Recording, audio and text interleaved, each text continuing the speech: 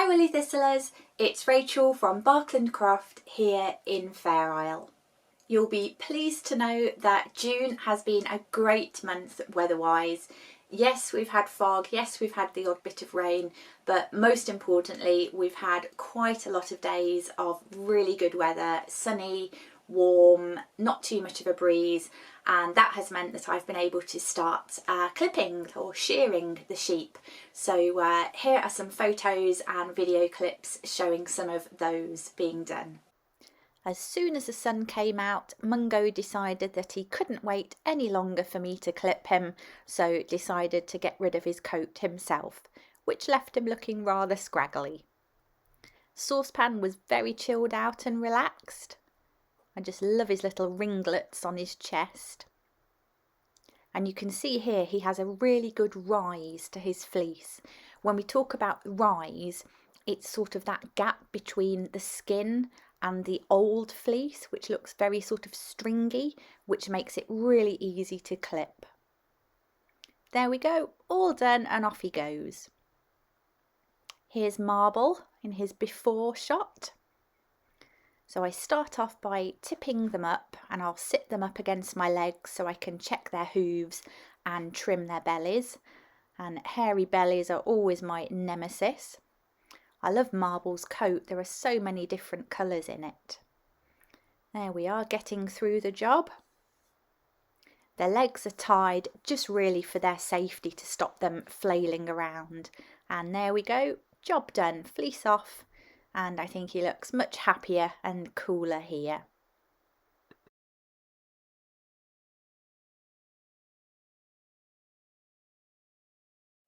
Another sheepy update for you with regards to clipping, shearing the sheep is those of you that have so very kindly signed up for my Adopt a Sheep scheme.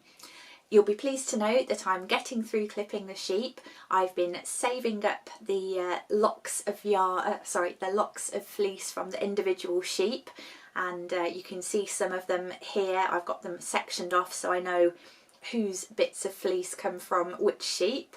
And I'll hope to be, once I've finished clipping, I'm hoping to be able to send all of those out probably at the end of, let's see, potentially end of July. I've probably jinxed that, we'll get nothing but rain in July now. But certainly by August I would hope to have those sent out to you, and following that probably September will be the next video update from your adopted sheep.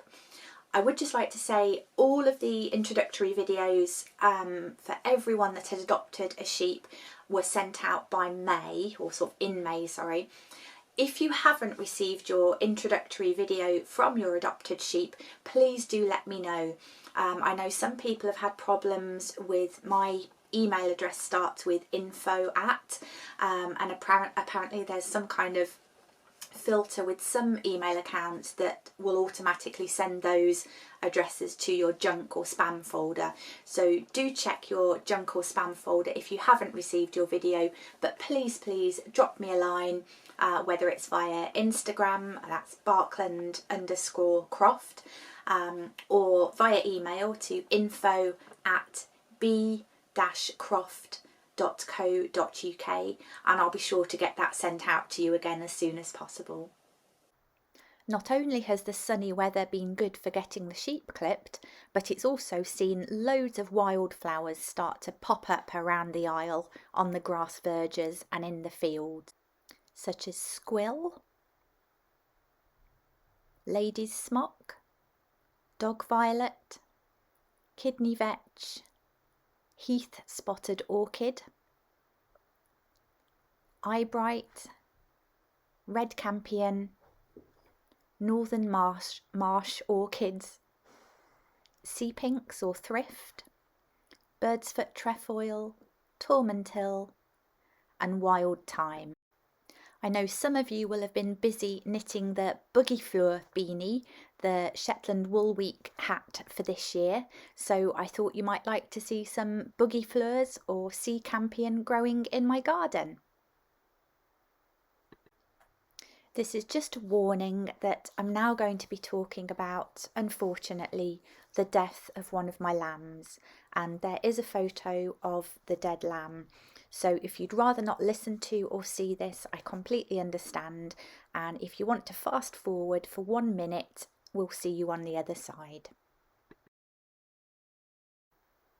Unfortunately, despite all the sunshine and good things that have happened in June, there's been one really sad thing, and that is my sweet little Merrylegs passed away.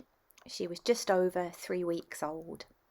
She'd been such a happy and lively lamb with nothing wrong with her, and then unfortunately she got bloat and died.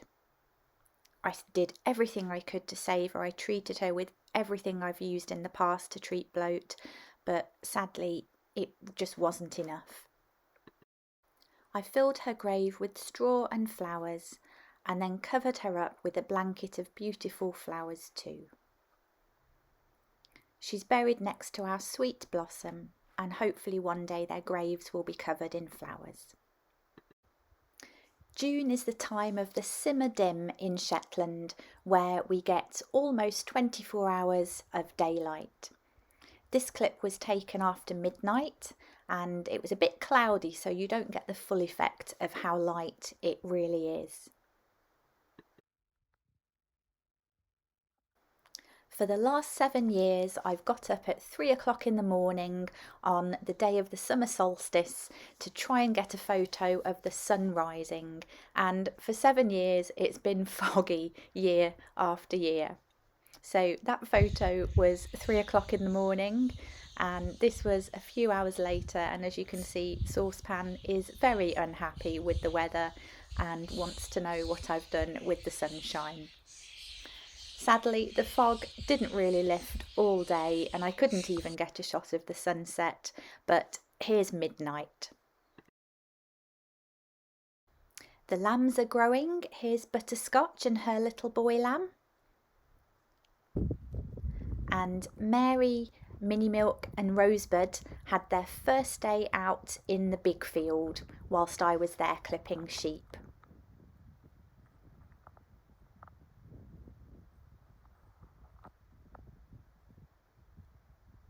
And of course Tortuga came along to supervise them. But they seemed to have a great day, and Mary was happy wandering around. She didn't let her lack of sight get in the way of exploring.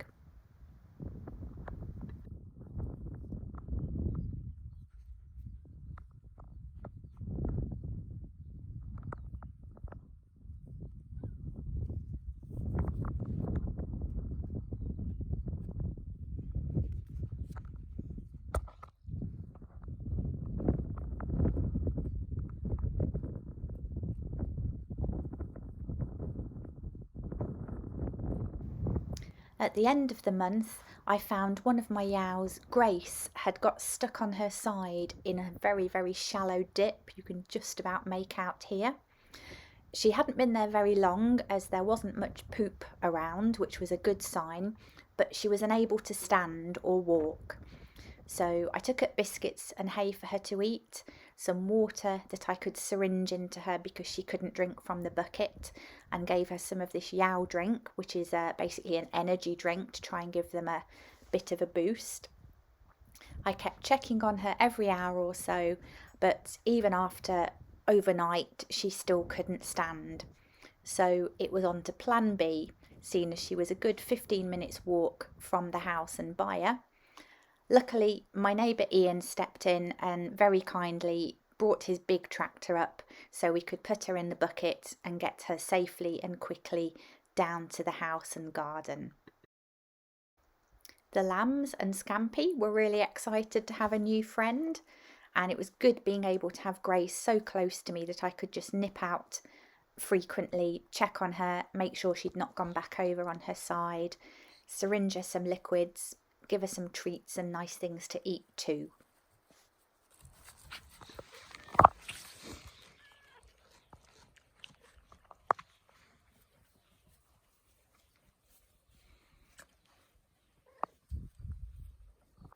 Each day, every few hours, I've been putting Grace over an old silage bale, which means I can do what I call physical therapy on her legs. So bending and extending them, rubbing them, just making sure the circulation's going and trying to encourage movement in her legs. It also means that while she's in this position, she can drink normally from the bucket rather than me having to syringe fluids into her. And at the end of the day, she has a nice cosy bed to snooze on. After a couple of days, we hadn't seen any improvement in Grace in her ability to stand. She was completely bright and happy in herself, just something obviously wrong with her legs. So Scampy decided she would give Grace a massage to see if that would help, and I think she quite enjoyed it.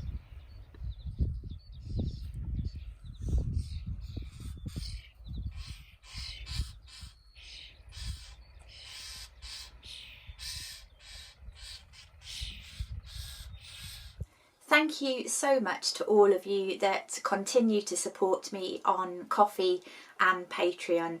I honestly cannot tell you the difference it has made for me, or not me personally, but for the sheep, in terms of normally by this time of year, by June, I'm already having sleepless nights about how I'm going to earn enough money to pay for the winter feed bill, the shipping costs, the transport costs. It all adds up, and you know, I'm every sort of summer I'm already getting more grey hairs just worrying about it. But your support has meant that I've been able to buy little bits every few weeks of hard feed for the sheep. I can store them up, and it will mean that I've got enough money in the bank now that I'm able to buy in as much extra silage, haylage that I need to keep them going. So thank you so much to all of you that are supporting me on those platforms. On Patreon, I really hope that you're enjoying the videos that I'm putting out for you. If you have any suggestions, I would love to hear them. Thank you. And on the topic of Patreon, it seems that I can now offer a free trial on it. So if any of you might be interested in learning a little bit more about my Patreon account, or what I do here in Fair Isle, the sheep, the island, I've made my middle tier, so that's I think $5 a month. I've made that available as a free sign up, and that gives you, I believe, 7 days access to it. If you don't want to continue with a subscription after that, that's absolutely fine. But I know sometimes things that have a subscription to start with, if you don't have a huge deal, disposable kind of income, it can sometimes put you off signing up for something if you don't know what you're going to be getting. So hopefully, if any of you have maybe been considering my Patreon account, then this will give you the perfect opportunity to have a few days free trial. You can see the kind of videos I'm putting out there, the kinds of things I'm sharing on the Patreon site with you. And if you want to carry on with the subscription, you'd be very, very welcome to join us there. And I'll put details down below of how to reach the Patreon site. 6 years ago, in 2017, I met Corinne for the first time. Her mum Pam was living next door to me. She was my next door neighbour for a while here in the island, and Corinne and her family came over to visit Pam. And so I met very briefly, I think it was one day, she was coming down the road, I was going up the road, met Corinne and we had a chat, and I seem to remember either she was wearing a Kate Davis sweater, which I recognised, or we had a conversation about Kate Davis. But anyway, it was lovely to meet a fellow kind of woolly enthusiast. And I remember Pam telling me that Corinne had an audio podcast. So I found that, and that was when I started following Corinne and the Woolly Thistle, and it was great. I remember kind of the following sort of couple of years, whilst it was still an audio podcast, I would download them, and then when I was doing tasks like sorting fleeces out in the barn, it would give me something to listen to and really enjoy while I was doing kind of mindless tasks. I learnt an awful lot through Corinne, just through the audio podcasts. things like talking about gauge when hand knitting, the different weights of yarn, things that probably most of you experienced knitters will take for granted, but as someone who that length of time ago was only really starting to become a hand knitter, to get into it, these were slightly mysterious concepts to me, and it was really heartening to hear that, you know, Corinne, and I hope she doesn't mind me saying this, isn't one of these knitters who everything they knit turns out perfectly and they say, oh, I just knitted this in 2 days and oh yes, everything was marvellous, it all worked according to plan. I'm so glad that she has struggles with her knitting, or, you know, doesn't get gauge or something goes wrong, and that she shares that with us, because I hope you'll agree it makes us feel better that we're not the only ones that struggle sometimes with our knitting. So I found it the most encouraging and informative podcast, I really did. And she does have one episode where she talks about her time here in Fair Isle. She has an interview with Anne Sinclair talking about the history of Fair Isle knitting, which is really fascinating. So if you haven't listened to that one before, then do check it out. Anyway, very long-winded introduction into coming up to talking about the Woolly Thistle and its 7-year anniversary.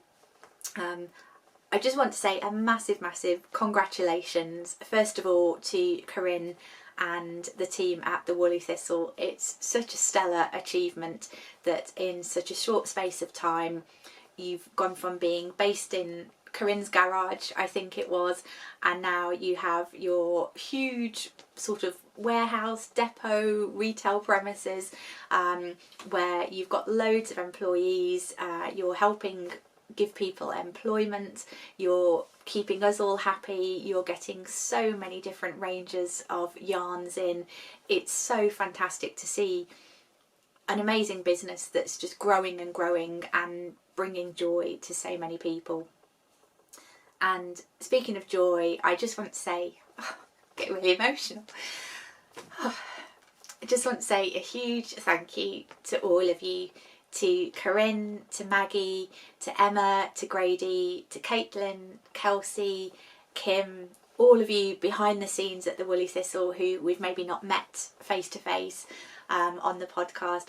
But I just want to say such a massive thank you for all the support that you've given me over the last couple of years, 2.5 years almost, by inviting me to share bits of my life here in Fair Isle on the podcast with all the Woolly Thistlers.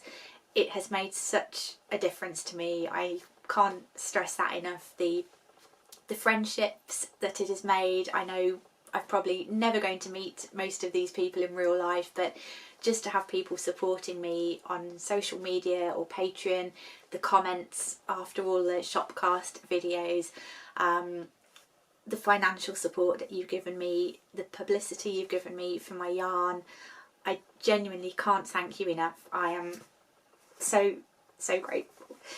Oh, goodness me. Anyway, this is meant to be a happy occasion. I put on my special party frock, my celebratory headband. I just want to say a huge congratulations and thank you, and here's to the next 7 years of all things the Woolly Thistle. Thank you so much.